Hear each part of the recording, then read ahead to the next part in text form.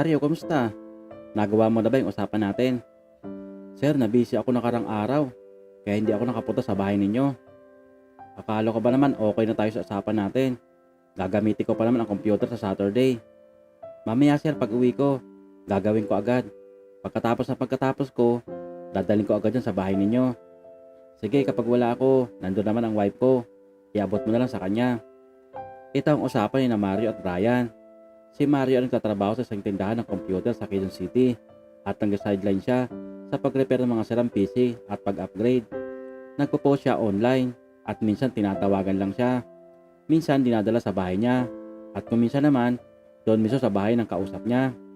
Pero dahil busy sa trabaho si Mario, hindi niya nagawa ang pakiusap sa kanya ni Brian na pag-upgrade ng kanyang computer.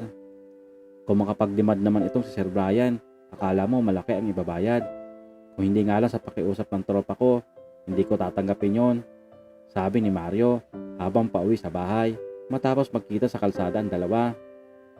Oh, Han, bakit nakasimangot ka na naman? Tanong ng asawang si Lara nang dumating ito sa kanilang bahay. Ito kasing technician na kausap ko. Akala ko gawa ng computer ko. Hindi pa pala. Nakakainis. Gagamitin ko pa naman sa Sabado yon, sambit ni Brian habang papasok sa bahay nila. Si Lara naman ay walang nagawa, kung hindi pagmasdan na lang ang asawang naiinis. Pero sa totoo lang, natutuwa si Lara dahil wala ang PC nito. Ibig sabihin, solo niya ngayong gabi si Brian at hindi ito makakalaro online. Nakangiting sabi ni Lara. 3 taon na kasi mag-asawa si Lara at Brian, hindi pa rin ito nabibigyan ng anak na medyo kinaiinipan na ni Lara.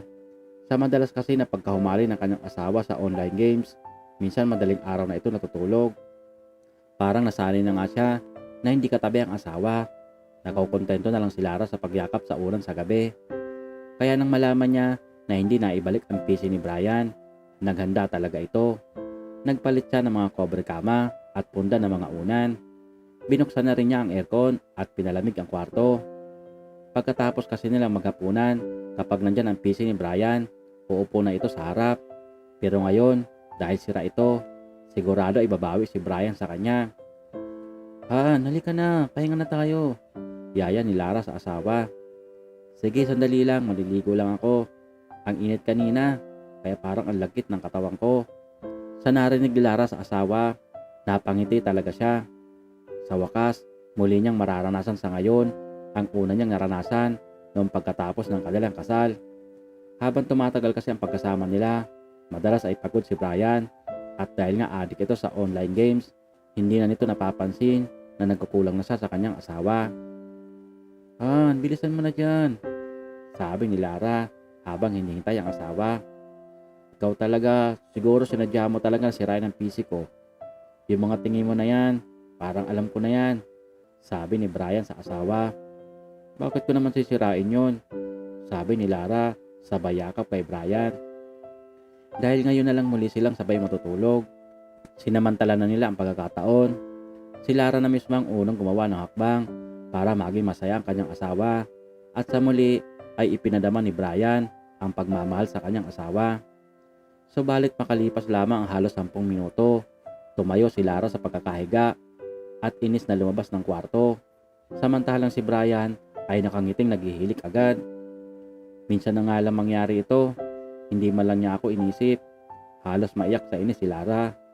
Ang kanina lang nakasabikan niya at nais matulog ng mahaba ay nawala at inis ang pumalit dito. Nakakainis talaga. Papainitin ka lang, tapos tutulugan ka lang pala, sabi ni Lara habang nakadungo sa may bintana. Kaya kinuha na lang nito ang cellphone at nagpalipas na lang ng oras sa panonood ng video sa Facebook.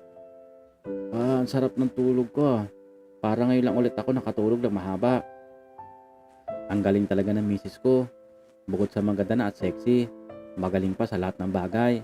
Sabay yakap ni Brian sa asawa habang naghahanda ito ng almusal. Hindi na lang umimik si Lara. Sa bagay, tama naman ang asawa niya. Masaya na siya kahit paano na naririnig sa asawa na maganda siya at sexy. Natotoo naman. Kaya naman alam niya kung bakit hindi man lang tumatagal si Brian. Minuto lang ay tapos na ito sa trabaho. Tulad ng araw-araw na nangyayari, pagkatapos umalis ng asawang si Brian, babalik na muli sa higaan si Lara para matulog. Simula kasi ng pahintuin siya ni Brian sa pagtatrabaho para makabuo na sila ng anak. Yun na ang routine niya araw-araw. 3 buwan pala akong walang trabaho ngayon, pero parang ang tagal na ako nakatambay dito. Nakakainip, sabi ni Lara nang maiwan mag-isa sa kanilang apartment. Matapos malipit ang pinagkainan nila mag-asawa, bumalik na si Lara sa kwarto at hindi nagtagal, nakaidlip ito dahil sa dala ng puyat niya kagabi dahil sa inis sa asawa. Tao po, tao po. May hinang sigaw ng isang lalaki sa may pintuan ng apartment ni Lara. Wala yatang tao, sabi ni Sir, daling ko agad pagkatapos magawa. Sabi ni Mario sa kanyang sarili. Kuya, sino hinahanap mo? Tanong ng isang binatilyo sa kabilang pinto ng apartment ni Lara. Si Sir Brian, ibabalik ko lang itong pinagawa niyang PC. Sagot agad ni Mario. Kuya, lakasan mo lang ng katok. Nandiyan si Ate Lara. Hindi naman umaalis yon, sabi ng binatilyo. Sige, salamat, sabi ni Mario, sabay katok muli sa pinto. Si Lara naman ay biglang nagising nang marinig ang katok. Sino naman kaya ito? Istorbo sa pagtulog ko, sabi ni Lara habang naglalakad papunta sa may pinto. Sino yan? Sabi ni Lara nang mabuksan ang pinto. Ma'am, si Mario po. Babalik ko lang yung PC ni Sir Brian. Naayos ko na po, sabi pa ni Mario. Agad naman binuksan ng gusto ni Lara ang pinto. Pero nang makita ni Mario ang kausap, halos hindi ito makapagsalita. Diyosa ba ito o prinsesa ng kagandahan? Sabi ni Mario sa loob-loob niya. Si Lara kasi ay nakasuot pa ito ng maluwag niyang kulay puting pantulog at litaw talaga ang ganda at tubog ng katawan. Nakatitig lang si Mario sa magandang mukha ng asawa ni Brian. Ma'am, okay na po ito. Pwede na ulit maglaro si Sir. Nauutal na sabi ni Mario. Kuya, pasok ka. Palagay naman doon sa table oh, sabi ni Lara kay Mario. Si Mario naman ay agad na sumunod at inilabag ang PC. Kuya, magkano pala ang damage ng asawa ko dyan sa PC? Tanong ni Lara. Mura lang po ma'am, sagot naman ni Mario. Pwede ba kuya, mamaya balikan ng 6 or 7 pagdating ng asawa ko? Kayo na lang siguro mag-usap, dagdag pa ni Lara. Sige po ma'am, babalik na lang ako mamaya. Saka may ituturo din ako kay Sir sa mga pinalitan ko na piyesa. Agad naman sinara ni Lara ang pinto matapos makaalis si Mario. Samantalang si Mario ay hindi pa rin makapaniwala sa nakita. Ang swerte ni Sir sa misis niya, sa loob-loob ni Mario habang naglalakad. Kaya ang ilang oras na paghihintay ni Mario na dumating si Brian ay tila napakatagal. Excited kasi na bumalik si Mario sa bahay ng mag-asawa. Naligo rin ito at inayos ang sarili para sa muling pagbalik niya sa bahay ni na Brian. Nandiyan na pala yung PC mo na pinaayos. Dinala na kanina. Talaga? Asan? Biglang sagot ni Brian at agad na hinanap ang PC. Yan na nga ba ang sabi ko? Pagkarinig ng PC, nawalan agad ng pakialam sa akin. Na hindi malang humalik muna sa akin. Mas inuna pa niya ang PC kaysa sa akin. Nakasimangot na sabi ni Lara at agad na pumasok sa kwarto nila. Si Brian naman ay hindi na nagawang magbihis. Umupo na agad sa computer table at agad na binuksan ang PC. Ang galing mo talaga Mario. Hindi nagkamali si pare sa pag-recommend sa'yo. Ang bilis na nito, sabi ni Brian habang nakaharap sa computer. Dahil nasa taas si Lara at malapit sa may bintana, napansin niya ang lalaki na kanina pa ay nasa harapan ng pinto ng bahay nila. Sino kaya itong lalaki na to? Parang pamilyar sa akin ito sabi ni Lara nang pagbastan mabuti ang lalaki. Tinitigan mabuti ni Lara ang lalaki sa may bintana. Doon niya nakumpirma na ito yung lalaki nagdala ng PC ng kanyang asawa.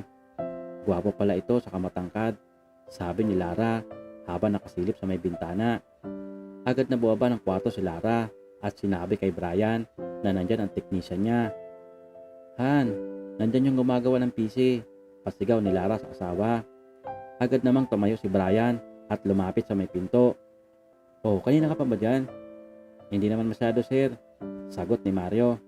Pasok ka, may tatanong din pala ako sa in-install mo, sabi ni Brian. Si Mario naman ay agad na pumasok sa bahay habang nakasunod kay Brian papasok. Palinga-linga si Mario, parang may hinahanap ang mata niya na gusto niyang makita. Upo ka muna, sabi ni Brian na agad umupo sa sofa si Mario. Han, dalhan mo naman kaming may inom dito, kahit soft drinks lang, sabi ni Brian.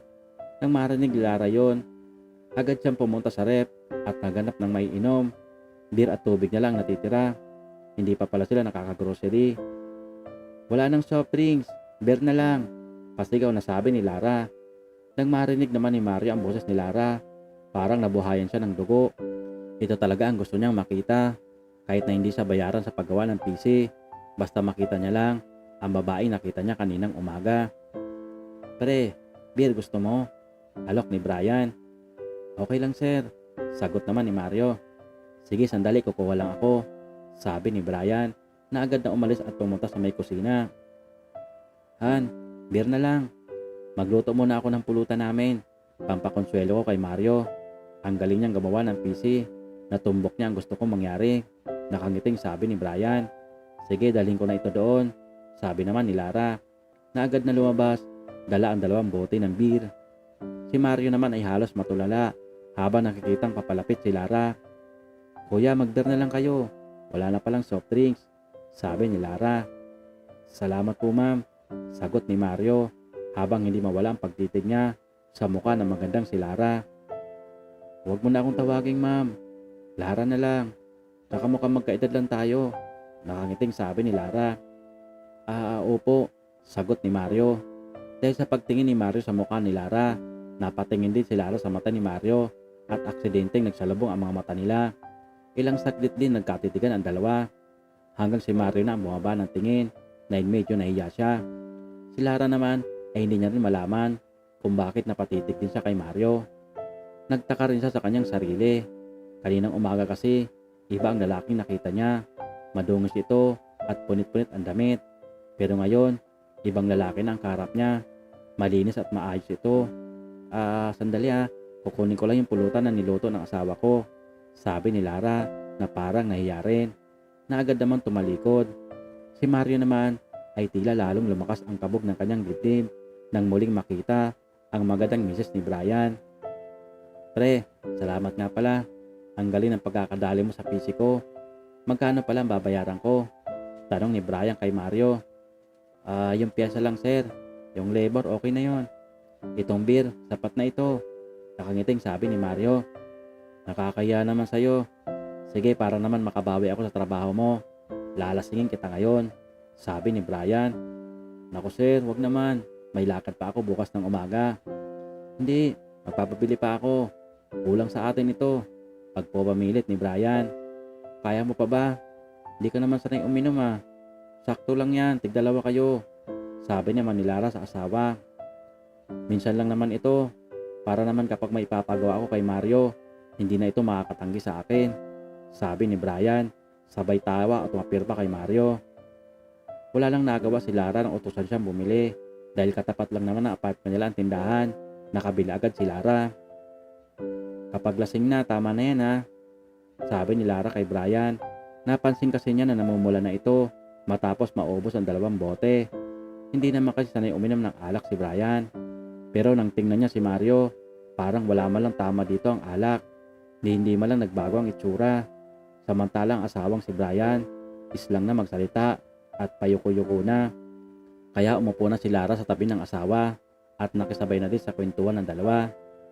Pare Mario, pare na tawag ko sa iyo mula ngayon Pagkapanganak ni Mrs., kukunin kitang kumpare sabi ni Brian kay Mario. Oo ba, walang problema yan. Sakto, yan pala ang unang magiging inaanak ko. Ikaw naman manganganak agad, wala pa nga nabubuo, sabi ni Lara sa asawa. Di mamaya gagawa tayo, nakangiting sabi ni Brian. Nako, baka hindi mo na magawa, lasing ka Hindi ako lasing, si Mario ang lasing, sabi ni Brian. Napatingin naman si Lara kay Mario. Kuya, baka malasing kayo Malayo ba ang bahay mo dito? Malapit lang po, 3 kanto lang, sagot ni Mario kay Lara. Malapit lang pala, kaya lang baka hanapin kayo ng asawa ninyo. 10:00 na, sabi ni Lara ulit kay Mario. Wala pa po akong asawa. Wala pa ilang taong ka na ba? 40 na po. 40 ka na pala, tapos kanina ka pa po lang po sa akin. Ako 25 pa lang, sabi ni Lara kay Mario. Sabay nagkatawanan sila. Hindi naman kasi halata na 40 na si Mario dahil wala naman itong bisyo at minsan lang din uminom. Alaga niya talaga ang katawan niya at kapag walang ginagawa, sa gym ng kumpara niya ito tumatambay. Han, tingnan mo siya, 40 pa lang siya pero hindi halata, sabi ni Lara sa asawa. Oh, sinabi mo ngayon matanda na ako, biglang sagot ni Brian na parang naiinis. Wala naman ibig sabihin si Lara sa sinabi niya. Pero kapag kukumpara niya ang dalawa, 30 pa lang si Brian. Pero parang mas matanda pa ito kay Mario. Medyo mataba kasi si Brian at kahit ang pagpapagupit ay hindi magawa. Dahil sa online games ito madalas nakatutok. Hindi na sumagot si Lara sa asawa dahil baka pag-awayan pa nila ito.